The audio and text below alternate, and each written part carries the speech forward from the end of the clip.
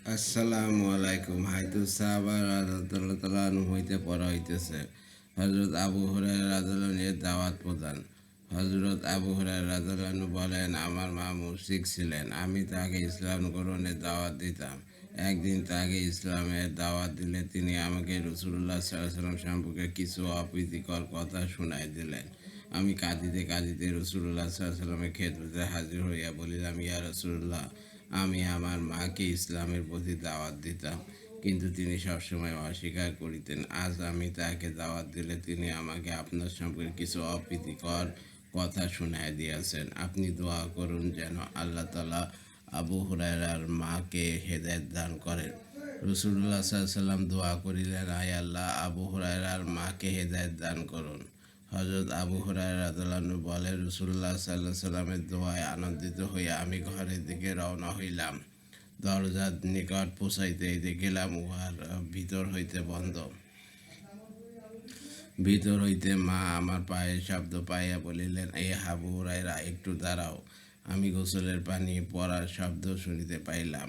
আমার মা কামিজ পরিধান করিলেন এবং তাড়াতাড়ি তরুণ ওড়না মাথায় না দিয়াই দরজা খুলিয়া দিলেন। দরজা খুলতেই বলিলেন, হে আবু হুরায়রা, আমি সাক্ষ্য দিতেছি যে আল্লাহ ব্যতীত কোনো মাবুদ নেই এবং সাক্ষ্য দিতেছি যে হযরত মুহাম্মদ সাল্লাল্লাহু আলাইহি ওয়াসাল্লাম আল্লাহর রাসূল। হযরত আবু হুরায়রা রাদিয়াল্লাহু আনহু বলেন, আমি রাসূলুল্লাহ সাল্লাল্লাহু আলাইহি ওয়াসাল্লামের নিকট যাই এই সংবাদ দিলাম। তিনি আল্লাহ তাআলার প্রশংসা করিলেন এবং দোয়া দিলেন। অপর এক রিওয়ায়াতে আছে, হযরত আবু হুরায়রা রাদিয়াল্লাহু আনহু বলেন, খোদার কসম, ইমানদার যে কোনো পুরুষ বা নারী আমার কথা শুনিবে সে নিশ্চয় আমাকে মহব্বত করিবে। বর্ণনাকারী বলেন, আমি জিজ্ঞাসা করিলাম, আপনি ইয়া কিভাবে জানিলেন? তিনি বলিলেন, আমি আমার মাকে দাওয়াত দিতাম। অতঃপর বাকি অংশ উপরোক্ত হাদিস অনুযায়ী বর্ণনা করিয়া পরিশেষে বলিয়াছেন যে, আমি দৌড়ায় রাসূলুল্লাহ সাল্লাল্লাহু আলাইহি ওয়াসাল্লামের খেদমতে হাজির হইলাম। আনন্দে অতিশয় আমি কাঁদিতেছিলাম, যেমন পূর্বে মনোবেদনার কারণে কাঁদিতেছিলাম।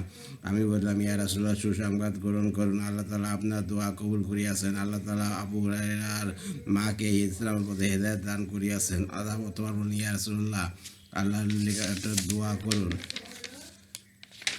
যেন তিনি সকল মুমিন পুরুষ ও নারীর অন্তরে এবং প্রত্যেক মুমিন পুরুষ ও মুমিনার নারীর অন্তরে আমার ও আমার মায়ের মহব্বত পয়দা করিয়া দেন।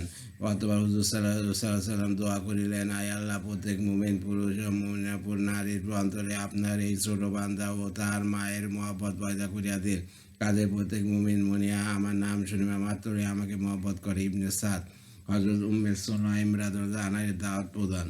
হযরত আনাস রাদিয়াল্লাহু হইতে বর্ণিত আছে যে হযরত আবু তালহা রাদিয়াল্লাহু আনহু ইসলাম গ্রহণের পূর্বে আমার মা হযরত উম্মে সুলাইম রাদিয়াল্লাহু আনহাকে বিবাহের পয়গাম্বর দিলেন।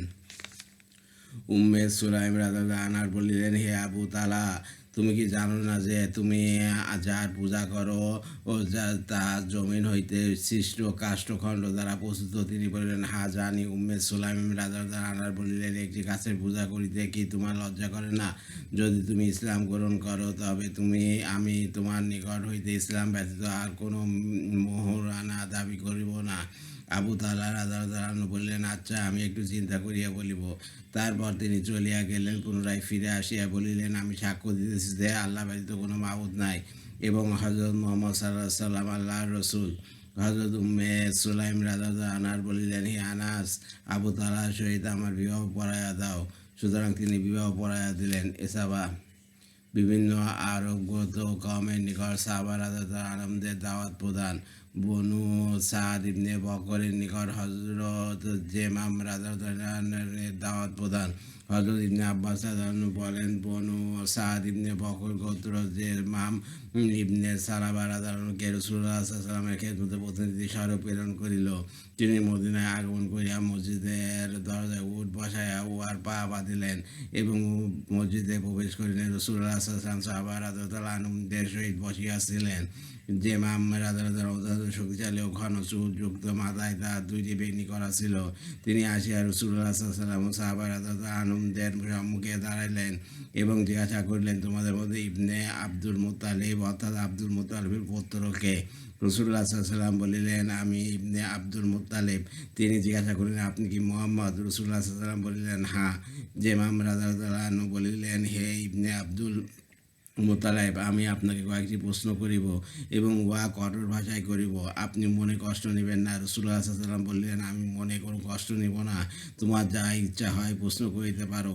তিনি জিজ্ঞাসা করিলেন, আমি আপনাকে সেই আল্লাহর দোহাই দিয়া জিজ্ঞাসা করি, যিনি আপনার মাবুদ এবং আপনার পূর্ববর্তী ও পরবর্তীগণের মাবুদ।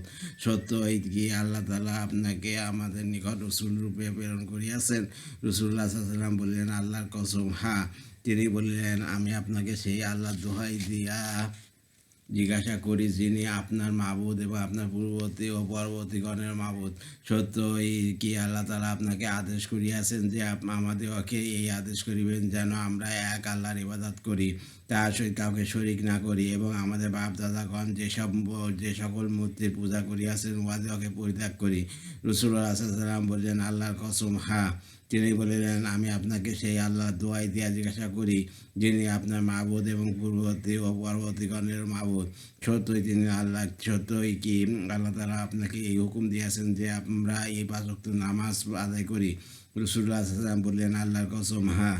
বর্ণনাকারী বলেন, অতঃপর তিনি ইসলামের ফরজ হুকুমসমূহ যাকাত, রোজা, হজ ও অন্যান্য শরীয়তের বিধিবিধান সম্পর্কে একটা করিয়া উল্লেখ করিলেন এবং প্রত্যেক বিষয়ে তিনি পূর্বে ন্যায় আল্লাহর নামে দোহাই দিয়া জিজ্ঞাসা করিলেন। প্রশ্ন করা শেষ হইলে তিনি বলিলেন, আমি সাক্ষ্য দিতেছি যে আল্লাহ ব্যতীত কোনো মাবুদ নাই এবং সাক্ষ্য দিতেছি যে হযরত মুহাম্মদ সাল্লাল্লাহু আলাইহি ওয়াসাল্লাম আল্লাহর রাসূল। আমি এই সকল ফরজ হুকুমসমূহ আদায় করিব এবং যে সকল কাজ করিতে নিষেধ করিয়াছেন উহা হইতে দূরে সরিয়া থাকিব। আমি নিজের পক্ষ হইতে বেশিও করিব না, কমও করিব না। অথবা তিনি ফেরত রওনা হইবার উদ্দেশ্যে উটের নিকট গেলেন। রাসূলুল্লাহ সাল্লাল্লাহু আলাইহি ওয়াসাল্লাম বললেন, দুই বেনিওয়ালা যদি তার কথা সত্যবাদী হয় তবে বেহেশতে প্রবেশ করিবে। বর্ণনাকারী বলেন, হযরত যেমাম রাদিয়াল্লাহু আনহু নিজের উটের নিকট আসিয়া উহার পায়ের বাঁধন খুলিলেন এবং রওনা হইয়া গেলেন। তিনি নিজ কওমের নিকট পৌঁছাইলে কওমের লোকেরা সকলেই তার নিকট আসিয়া সমবেত হইল। তিনি সর্বপ্রথম কথা এই বলিলেন যে, কতই না খারাপ এই লাত ও উজ্জা। লোকেরা বলল, ক্ষান্ত হও হে জামাম, এমন না হয় যে তুমি শ্বেত ও কুষ্ঠ রোগাক্রান্ত হও অথবা পাগল হইয়া যাও। তিনি বলিলেন, তোমাদের নাশ ও ক্ষুধার কসম, লাত ও উজ্জা ক্ষতিও করতে পারে না, উপকার করতেও পারে না। আল্লাহ তাআলা একজন রাসূল প্রেরণ করিয়াছেন, তার উপর একখানা কিতাব নাযিল করিয়া উহা দ্বারা তোমাদেরকে সেই সকল শিরকি কার্যকলাপ হইতে মুক্তি দিয়েছেন যাহাতে তোমরা লিপ্ত ছিলে।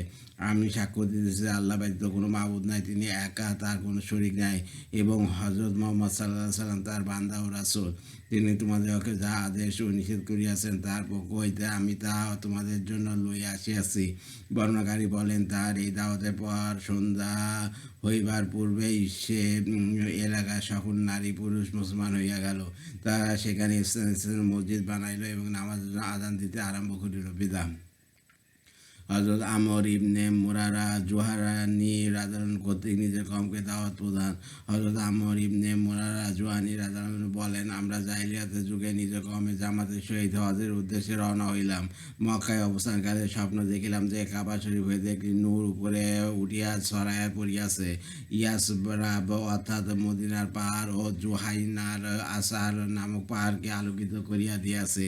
সেই নূরের ভিতর হইতে আমি এক আওয়াজ শুনিতে পাইলাম যে অন্ধকার কাটিয়া গিয়াছে, আলো ছড়াইয়া পড়িয়াছে, খাতামুল আম্বিয়া প্রেরিত হইয়াছেন। অতঃপর তারপর আবার সেই নূর চমকাইল। আমি এইবার সেই নূরের আলোতে হীরা শহরের মহলগুলি ও মাদানের শ্বেত মহল দেখিতে পাইলাম এবং নূরের ভিতর হইতে এক আওয়াজ শুনিতে পাইলাম যে ইসলাম প্রকাশ লাভ করিয়াছে, মূর্তিসমূহ ভাঙিয়া দেওয়া হইয়াছে এবং আত্মীয়তার সম্পর্ক স্থাপন করা হইয়াছে। আমি ভয়ে ঘুম হইতে জাগিয়া গেলাম এবং কওমের লোকদেরকে বলিলাম, খোদার কসম, কুরাইশদের এই গোত্রে বিরাট একটা কিছু ঘটবে। আমি তাদেরকে আমার স্বপ্নের কথা বলিলাম। তারপর দেশে ফিরবার পর এই সংবাদ আসিল যে আহমদ নামক এক ব্যক্তি পয়গম্বর রূপে প্রেরিত হইয়াছেন। অতএব আমি রওনা হইলাম এবং তাহার নিকট পৌঁছায় আমার স্বপ্নের কথা বলিলাম। তিনি বললেন, হে আমর ইবনে মুরারা, আমি সমগ্র বান্দাদের প্রতি প্রেরিত নবী। আমি তাদেরকে ইসলামের প্রতি আহ্বান করিতেছি এবং তাদেরকে খুনের হেফাজত, আত্মীয়তার সম্পর্ক বজায় রাখা, এক আল্লাহর ইবাদত করা, মূর্তি পূজা বর্জন করা, বাইতুল্লাহর হজ করা ও 12 মাসের 1 মাস অর্থাৎ রমজান মাসে রোজা রাখার হুকুম করিতেছি। যে ব্যক্তি মানিয়া লইবে সে বেহেশত পাইবে, আর যে অমান্য করিবে সে দোজখে যাইবে। হে আমর, ঈমান আনয়ন করো, আল্লাহ তাআলা তোমাকে দোজখের ভয়াবহ আযাব হইতে নিরাপত্তা দান করিবেন। হযরত আমর রাদিয়াল্লাহু বলেন, আমি বলিলাম, আমি সাক্ষ্য দিতেছি যে আল্লাহ ব্যতীত কোনো মাবুদ নাই এবং নিঃসন্দেহে আপনি আল্লাহর রাসূল এবং আপনার আনিত হালাল সকল বিষয়ের প্রতি ঈমান আনিলাম, যদিও অনেক কমের নিকট উহা মন্দ লাগিবে। তারপর আমি কয়েক লাইন কবিতা পড়িয়া শুনাইলাম, যা আমি তাহার নবুওয়াতের সংবাদ পাওয়ার পর রচনা করিয়াছিলাম। আমাদের একটি মূর্তি ছিল, আমার পিতা সেই মূর্তির সেবা করিতেন। আমি সেই মূর্তি ভাঙিয়া ফেলিলাম এবং এই কবিতা আবৃত্তি করিতে করিতে নবী করিম সাল্লাল্লাহু আলাইহি ওয়াসাল্লামের খেদমতে রওনা হইলাম। অর্থ, আমি সাক্ষ্য দিতেছি যে আল্লাহ তাআলা সত্য এবং পাথর নির্মিত মূর্তি পরিত্যাগে আমি সর্বপ্রথম। আমি পায়ের গোছার ওপর লুঙ্গি উঠাইয়া হিজরতের উদ্দেশ্যে রওনা হইয়াছি। ইয়া রাসূলুল্লাহ, আমি আপনার খেদমতে পৌঁছবার জন্য দুর্গম পথ ও কঠিন জমিন অতিক্রম করিতেছি। এই সকল কষ্ট স্বীকার করা এই জন্য যেন আমি সেই মহান ব্যক্তির সাহায্য লাভ করিতে পারি, যিনি ব্যক্তিগত ও বংশগত উভয় দিক হইতে সকল মানুষ হইতে উপেক্ষা উত্তম, যিনি সকল মানুষের মালিকের রাসূল, যিনি আসমানের ওপর আছেন। রাসূলুল্লাহ সাল্লাল্লাহু আলাইহি ওয়াসাল্লাম কবিতা শুনিয়া বলিলেন, তোমাকে মারাবা হে আমর। হযরত আমর বলেন, আমি বলিলাম, আমার পিতামাতা আপনার উপর কোরবান হোক, আমাকে আমার কওমের নিকট প্রেরণ করুন, হয়তো আমার দ্বারা আল্লাহ তাআলা তাদের প্রতি দয়া করিবেন, যেমন আপনার দ্বারা আমার প্রতি দয়া করিয়াছেন। অতএব তিনি আমাকে প্রেরণ করিলেন, নসিহত করিলেন যে নম্র ব্যবহার করিবে, সহজ সরলভাবে কথা বলিবে, কঠোর কথা বলিবে না, অহংকারী ও হিংসুক হইবে না। আমি আমার কওমের নিকট আসিয়া বললাম, হে বনু রেফায়া, বরং হে জুহাইনা গোত্র, আমি আল্লাহ রাসূলের দূত হিসাবে তোমাদের নিকট আসিয়াছি। তোমাদেরকে ইসলামের প্রতি দাওয়াত দিতেছি। তোমাদেরকে খুনের হেফাজত ও আত্মীয়তার সম্পর্ক বজায় রাখায়, এক আল্লাহর ইবাদত করা, মূর্তি পূজা বর্জন করা, বাইতুল্লাহর হজ করা ও 12 মাসে 1 মাস অর্থাৎ রমজান মাসে রোজা রাখার হুকুম করিতেছি। যে ব্যক্তি মানিয়া লইবে সে বেহেশতে পাইবে, আর যে অমান্য করিবে সে দুর্যোগে যাইবে। হে জুহাইনা গোত্র, আল্লাহ তাআলা তোমাদেরকে সমগ্র আরবের মধ্যে শ্রেষ্ঠ বানাইয়াছেন এবং যে সকল ঘৃণিত কাজ অন্যান্য আরবদের নিকট পছন্দনীয় ছিল তা তিনি তোমাদের নিকট জাহিলিয়াতের যুগেও অপছন্দ করিয়া দিয়াছিলেন, কারণ অন্যান্য আরব গোত্রগণ সহোদর 2 বোনকে একই সময় স্ত্রী হিসেবে রাখিত, সম্মিলিত মাসে লড়াই করিত এবং পিতার মৃত্যুর পর তার পরিত্যক্ত স্ত্রীকে পুত্র বিবাহ করিত। এই অতএব তোমরা লুয়াই ইবনে গালিবের বংশে প্রেরিত এই নবীর কথা মানিয়া লও, দুনিয়ার সম্মান ও আখিরাতের মর্যাদা লাভ করিবে। হযরত আমর রাদিয়াল্লাহু বলেন, কওমের কেউ আমার নিকট আসিল না, শুধু এক ব্যক্তি আসিয়া বলিল, হে আমর ইবনে মুরারা, আল্লাহ তোমার জীবনকে তিক্ত করুন। তুমি কি আমাদেরকে এই আদেশ করিতেছ যে আমরা আমাদের মাবুদগুলিকে পরিত্যাগ করি, আমরা ছিন্ন ভিন্ন হইয়া যাই এবং উন্নত চরিত্রের অধিকারী আমাদের বাপদাদাদের ধর্মের বিরোধিতা করি? তেহামা নিবাসী এই কুরাইশী আমাদেরকে কিসের প্রতি আহ্বান করিতেছে? আমরা না তাকে ভালোবাসি আর না তাকে সম্মান করি। তারপর সেই কবিতা আবৃত্তি করিল। অর্থ, আমর ইবনে মুরারা এমন কথা লইয়া আসিয়াছে যা মীমাংসা প্রিয় ব্যক্তির কথা হইতে পারে না। আমার ধারণা যে তাহার কথা ও কাজ যেতে হইলে একদিন গলা কাটা হইবে। সে আমাদের পূর্বজদের বোকা প্রমাণ করিতে চাইতেছে। সে এমন কাজ করিবে, সে কখনো সফল কাম হইবে না। হযরত আমর রাদিয়াল্লাহু বলেন, আমি তাহার এই সকল কথার জবাবে বলিলাম, আমাদের উভয়ের মধ্যে যে মিথ্যাবাদী হয়, আল্লাহ যেন তাহার জীবনকে তিক্ত করিয়া দেন এবং তাহাকে বোবা ও অন্ধ করিয়া দেন। বর্ণনাকারী বলেন, খোদার কসম, মৃত্যুর পূর্বে সে খবিসের সমস্ত দাঁত পড়িয়া গিয়াছিল এবং সে অন্ধ পাগল হইয়া গিয়াছিল, কোনো প্রকার খাদ্যদ্রব্যে সে স্বাদ পাইত না। অতঃপর হযরত আমর রাদিয়াল্লাহু আপন কওমের যারা মুসলমান হইয়াছিল তাদেরকে লইয়া রওনা হইলেন এবং তাহারা নবী করিম সাল্লাল্লাহু আলাইহি ওয়াসাল্লামের খেদমতে উপস্থিত হইলেন। তিনি তাহাদিগকে দীর্ঘ হায়াতের দোয়া দিলেন, মারহাবা দিলেন এবং তাহাদিগকে একটি পত্র লিখিয়া দিলেন, যাহা নিম্নরূপ ছিল, বিসমিল্লাহির রহমানির রহিম, ইয়া পরাক্রম আল্লাহর পক্ষ হইতে তার সেই রাসূলের ভাষায় লিখিত একটি পত্র, যিনি সত্য, হক ও হক কথা বলে এমন কিতাব লইয়া আসিয়াছেন। এই পত্র জুহাইনা ইবনে জায়েদ গোত্রের নামে আমর ইবনে মুরারার হাতে দেওয়া হইল।